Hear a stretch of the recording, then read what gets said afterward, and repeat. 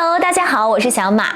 我感觉今天的这期视频呢，可以满足好多宝宝的好奇心。我的小助理呢，经常会问我，老板，你最贵的包是哪一只啊？老板，你最老的包是哪一只啊？我觉得呢，应该不光是我的小助理吧，可能很多朋友呢也都抱有同样的问题。所以今天呢，小马就干脆一次性全部解答，我的包柜里的6个最。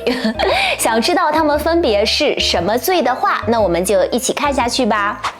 第一个打头阵的就是它，噔噔噔！我最近入手的一只包，我有发过 ins， 关注我 ins 的朋友呢，应该可以认出来它。它是 K 力28厘米的头袜露冰，然后周围呢这一圈是芝麻色的 S 皮。头袜露在法语里呢，它是用棉然后亚麻等面料织成的纺织品的意思。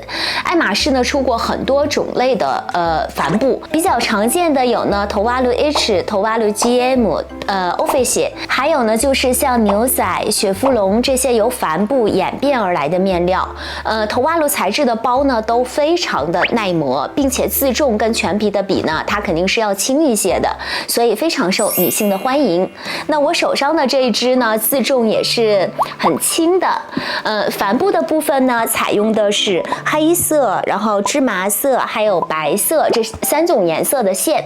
远看呢，其实是有一点灰灰的感觉，可能看不太出来。近看的话呢，它是用这个交错编织的，形成了3色的网格，和普通的单色帆布相比呢，会更少见、更特别一些。非常喜欢的一个帆布冰。然后第二只，它是我最老的一个包。目前呢，我是没有看过比它更老的实物的爱马仕了。这个包呢，在我晚宴包的那个视频里有出过，可能有一些宝宝没有看过那个视频，所以再简单的介绍一下它的历史。1920年代，化妆品开始慢慢普及到大众，女性的独立意识呢也开始觉醒，所以女装呢也从层层包裹的款式简化成了更加干净利落的设计。Coco Chanel 也是那个时代的一个标志性的人物哈。那以前呢，衣服穿了很多的时候，有很多地方能藏住一些小饰品啊，还有化妆品。但是衣服简化了之后呢，就没有地方放了嘛，所以这种化妆盒式的包包就开始流行起来了。当时有很多珠宝品牌，包括卡地亚、宝格丽等等，都出了各种可以拿着出席各类场合的化妆包，而且里面呢，给大家看一下，它这个呢里面是镜子的，非常方便女士在外边随时补个妆什么的。我手上这一支呢，推测是爱马仕在1970年代生产的，包身呢是水波纹的设计，前边的这个部分分别镶了一圈钻石，然后和一颗蓝宝石。它的链条呢是不同于包身的，是金色的链条。那近2年呢，不是也非常流行金银首饰混搭嘛？而且这种形状的盒子包前几年也是很火的，所以不得不说啊，时尚真是一个轮回。接下来下一只最大的包，感觉就不用猜了吧，一眼就能看到了，就是这只沃伦卡皮的 HAC50。我感觉它方方正正的，气场很强，而且皮质也特殊，凑近闻。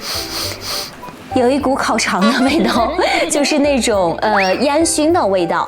在我另一个视频里呢，也有提到过，沃伦卡皮的前身是俄罗斯皮革，是2个世纪前俄罗斯帝国对外贸易的商品。但是呢，这个皮质的耐久性真正被证实。这个故事还得从200多年前开始说起。1786年，一艘商船从俄罗斯圣彼得堡开往热那亚，船上装满了俄罗斯的贸易品，其中就包括了俄罗斯皮革。但是呢，这艘船并没有抵达它的目的地，而是在途中遭遇了风暴，沉了船。沉船地点是现在英国西南部的普利茅斯附近。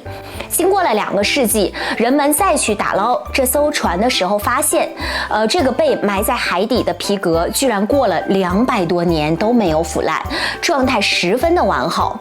可惜的是呢，俄罗斯皮革的制作工艺当时已经失传了，所以爱马仕就成立了这个专门的研究小组啊，花了整整的6年的时间，经过反复的实验和调整，终于复刻出了相同的皮质，也就是我们现在看到的沃伦卡皮。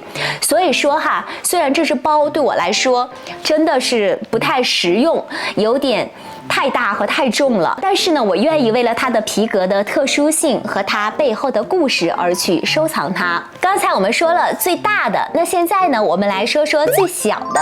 我的收藏包里边最小的肯定就是这一只小可爱啦。这只纯银的迷你 Kelly 比普通的迷你 Kelly 呢，它还要小一圈。我知道这2年比较流行那种除了装饰用，其他什么都装不了的那种迷你包，它比那些包比呢还会稍微实用一点，还能装一点东西，比如说普通用的那个口红呀，或者是小一点尺寸的那个粉饼啊，都是可以放得下的。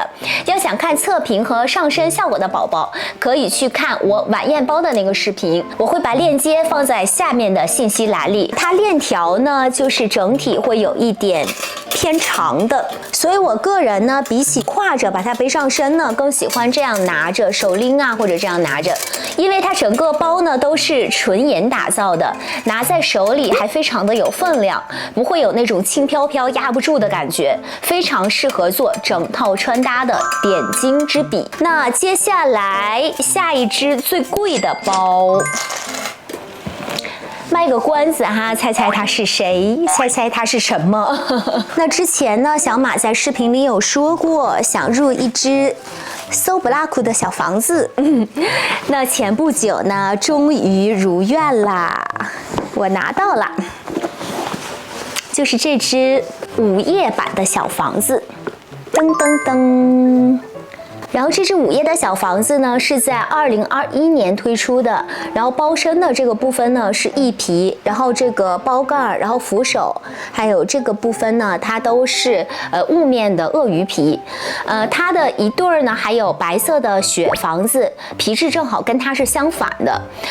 包身是雾面的鳄鱼皮，然后手柄和包盖是普皮，再加上白天和黑夜4款房子，也俗称北京四合院。午夜房子包呢，虽然专柜的定价不高，但是因为它的产量是非常稀少的嘛，而且非常的有人气，所以它在市场上的价格是很昂贵的。今后的保值度呢，我预计肯定是看涨的。但是哈，我真正入手之后，升值最多的包包其实是这一只 Kelly Doll。这只橘色的 Kelly Doll 呢，我买的很早，差不多快有10年了吧。刚刚接触爱马仕不久的时候就入了这只 Kelly Doll， 算一算到现在呢，已经翻了差不多有10倍左右的价钱。而且观察下来 ，Kelly Doll 的身价，它在这10年里，它一直都是上涨的，从来没有跌过。所以预计这个小可爱今后的价值还是会一直飙升的。好了，以上就是我包柜里的6个最，不知道有没有满足一些宝宝们的好奇心呢？那你们最大、最小、最有年代感的包又是哪些呢？欢迎在评论区里留言告诉我。想了解更多爱马仕相关内容，记得点击订阅。我们下期见。